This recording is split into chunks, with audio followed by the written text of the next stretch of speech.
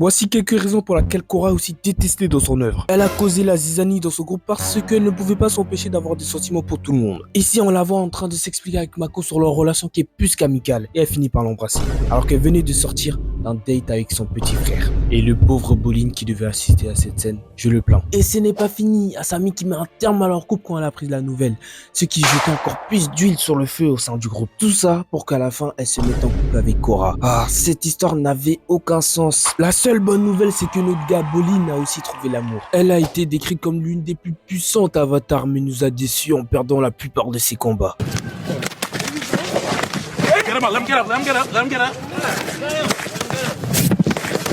Contre deux randoms. Et juste après, elle perd en 2v1 contre Amon. Et il lui prend toutes ses maîtrises en la laissant agoniser par terre.